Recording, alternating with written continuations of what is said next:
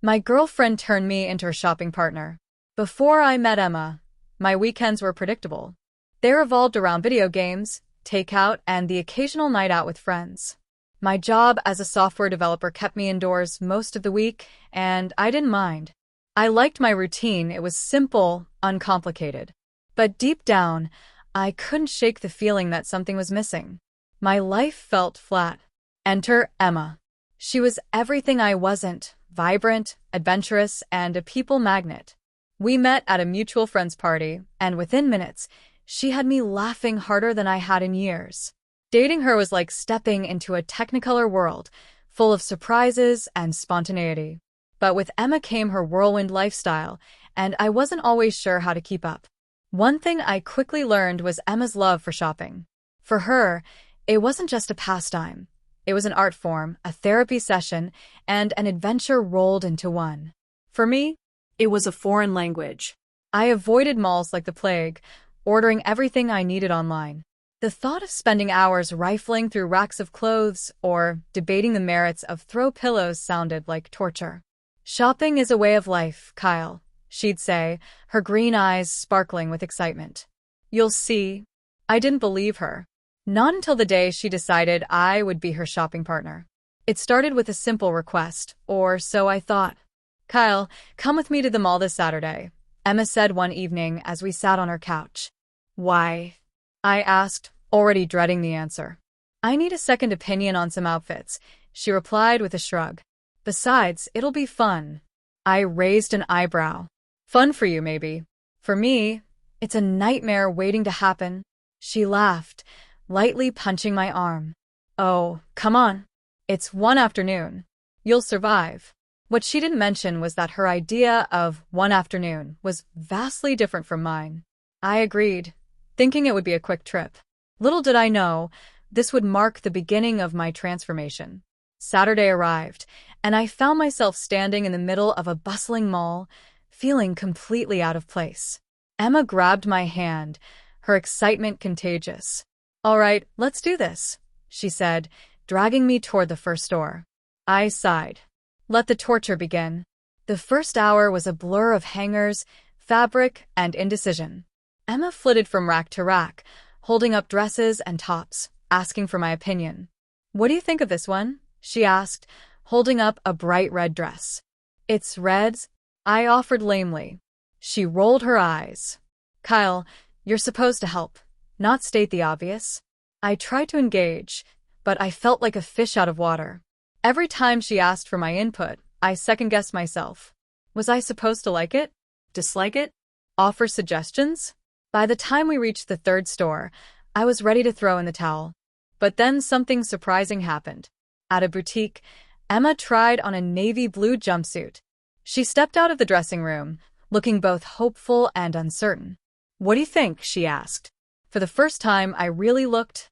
The jumpsuit fit her perfectly, highlighting her figure without being too flashy. You look amazing, I said, meaning it.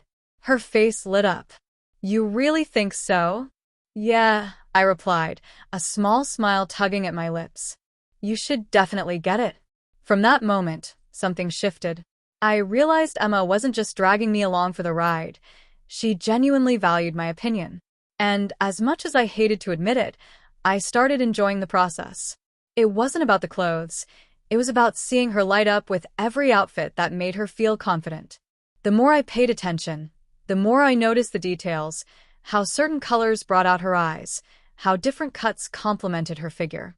I even started picking out pieces for her, surprising both of us when they worked. Not bad, Kyle, she said, grinning. You might have a hidden talent for this. By the end of the day, I was exhausted but oddly satisfied. Emma, however, was just getting started. Let's grab a coffee and hit a few more stores, she said, her energy seemingly endless. Mores? I groaned. Emma, we've been at this for hours.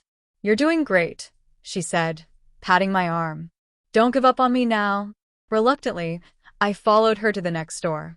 This one was different, sleek, upscale, and intimidating. As we walked in, I felt every eye in the room on us. Emma, as usual, seemed unfazed. She headed straight for the racks, but I hung back, feeling out of place. "What's wrong?" she asked, noticing my hesitation. "Nothing," I muttered. "This just isn't my scene." She frowned. "Kyle, you've been amazing all day. Don't let a fancy store get to you." Her words were meant to reassure me, but they had the opposite effect. I wasn't like her. I didn't know how to navigate this world of designer labels and polished salespeople. I started to doubt whether I belonged here, or in her life at all. The breaking point came when a sales associate approached us. "Can I help you?" she asked, her tone polite but condescending. Emma turned to me. "Kyle, what do you think of this jacket?" She held up a sleek leather piece, clearly excited. I shrugged, suddenly self-conscious. "I don't know. It's fine, I guess." Her face fell, and I hated myself for ruining her excitement. "Fine," she repeated, her voice tinged with disappointment. We left the store in silence, and the car ride home was tense. "You didn't have to come, you know," she said finally, her tone colder than I'd ever heard it. I sighed. "Emma, I'm trying. But this just isn't me." She didn't respond, and for the first time, I wondered if we were too different to make this work. The next day, I couldn't shake the guilt. I hated the thought of letting Emma down, especially when she'd been so patient with me. I decided to make it up to her. I spent the morning researching fashion, color theory, body types, trends. It was overwhelming, but the more I learned, the more I realized how much effort Emma put into her passion. By the time she arrived at my apartment, I was ready. "Hey," I said, handing her a coffee. "Can we talk?" She nodded cautiously. "Sure." "I'm sorry about yesterday," I began. "I let my insecurities get the better of me. But I want to try again, properly this time." Her eyes softened. "You don't have to do this, Kyle." "I know," I said. "But I want to. For you." We spent the day shopping again, but this time I was all in. I picked out outfits, gave honest feedback, and even tried on a few things myself. To my surprise, I found myself enjoying it. The highlight came when Emma found a dress she loved but hesitated to buy. "Do it," I said. "You'll regret it if you don't." She smiled, her eyes shining with gratitude. "What would I do without you?" Our final stop was a charity fashion show Emma had been helping organize. She asked me to attend, and though I felt out of my depth, I agreed. To my horror, she also signed me up as one of the volunteer models. "Emma, no," I protested. "I can't do this." "You'll be fine," she said, squeezing my hand. "Just walk and smile." When my turn came, I stepped onto the runway, my heart pounding. The lights were blinding, the crowd a blur. But then I saw Emma in the front row, cheering me on. Her confidence in me gave me the courage to keep going. By the end of the night, I felt like a different person. I wasn't just Emma's boyfriend anymore. I was her partner, in every sense of the word. Over the next few weeks, shopping became something we genuinely enjoyed together. Emma taught me the ropes, and I found ways to surprise her with my growing knowledge. Our relationship deepened, built on mutual respect and a shared appreciation for each other's worlds.